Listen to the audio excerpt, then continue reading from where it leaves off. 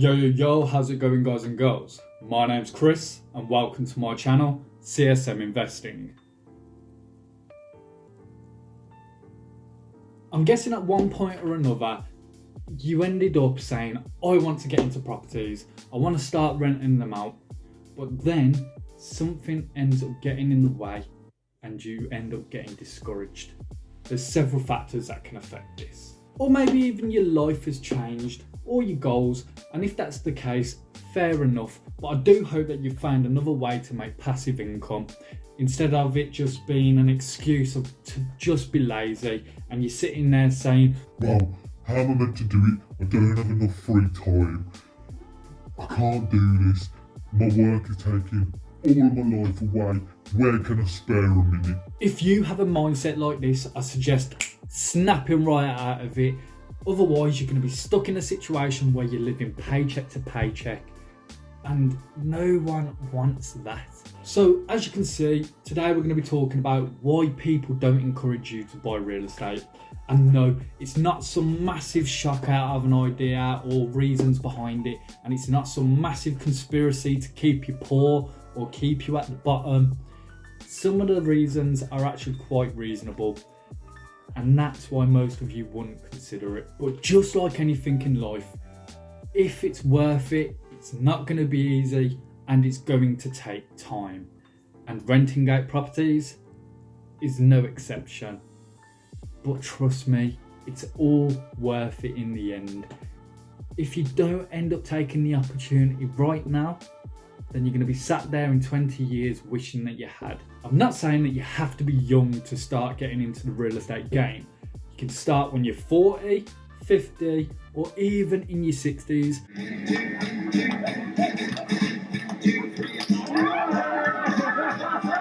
But what I am trying to say is the earlier you start, the better.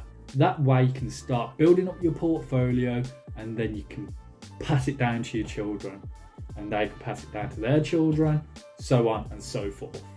Build up your wealth. Look, I'm not going to lie to you, at the moment, I don't rent out any properties. So please take anything that I do say with a pinch of salt. But I have done a lot of research into this sector, and in the near future, I am going to become a landlord. So I get it if you're going to end up clicking off this video and thinking, well, anything that you say ain't going to hold no weight. I understand. But if you do stick around, I can guarantee you that you're going to learn a little bit more. That's your choice. But before we get into any of that, make sure to like, subscribe, and hit that notification bell. Right, let's get straight into the video. I'm going to just get straight into it and not mess around with you. On some level, the reason why people don't encourage you to buy real estate is because sometimes income can be inconsistent. Sometimes when a lease is up on a tenancy, the tenants may not want to renew that tenancy. So now you have a property with no one in it, and you won't end up making any money until you've filled that position again. But just because no one's in that property, that doesn't mean that you get off from paying the mortgage or the council tax. That is all left up to you once again. So you may end up being at a loss. Put it this way, you've just bought your first rental property, but you never ended up checking on days, nights, or weekends what the area is actually like. So now you've ended up buying a property in an undesirable area. This may be because the neighbours are rowdy, or you've brought it on a busy street, so in the middle of the day there's blockages all over the roads. Now no one wants to rent out that property from you, so you'll end up being at a loss once again. You're not generating any income and you're screwed. Look, that was a pretty extreme example, but it can happen, so I just wanted to put it out there. But for that example, it can easily be sorted. You can do this by just buying a property in an appreciating area.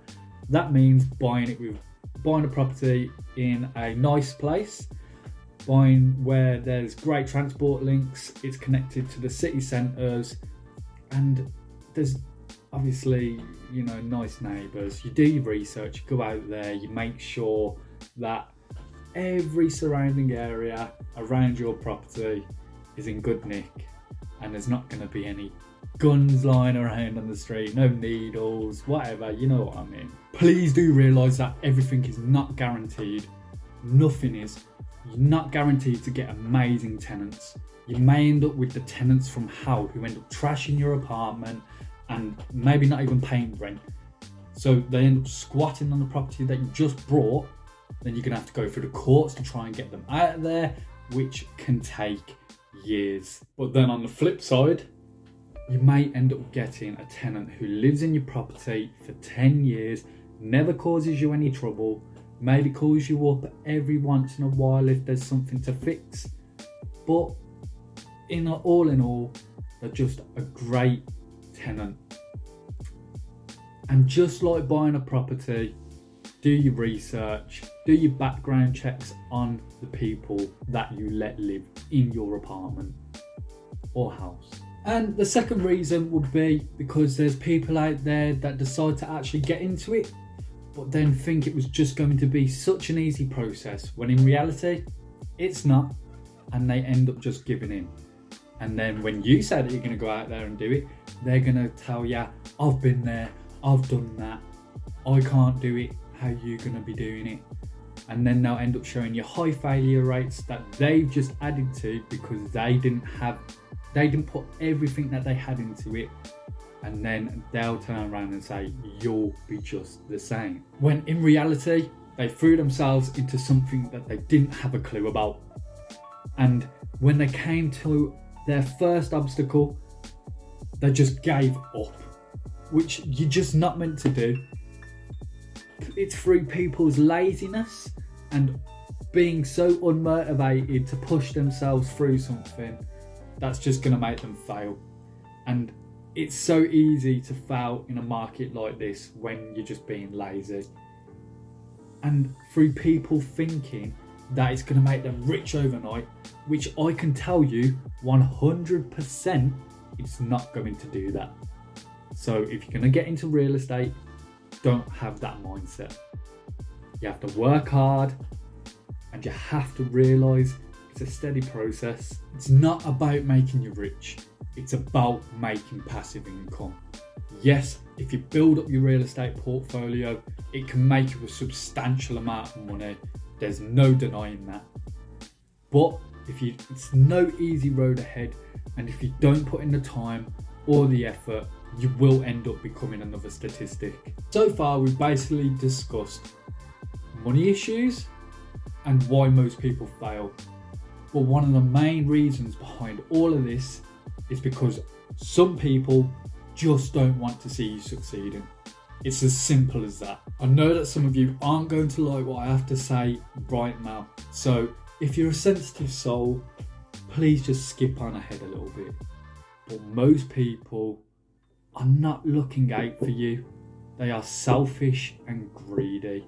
And through this selfish and greed, they tend to be jealous.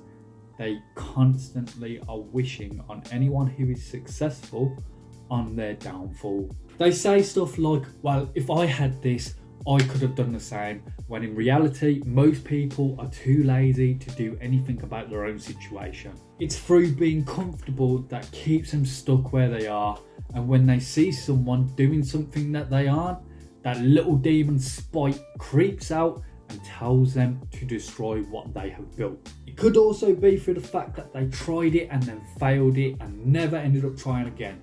And then they turn around to you and say, well, if I can't do it, then how the hell are you going to do it? It's as simple as that.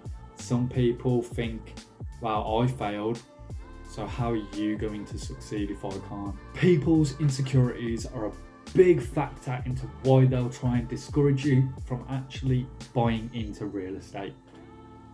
But follow your own path. Listen to this guy.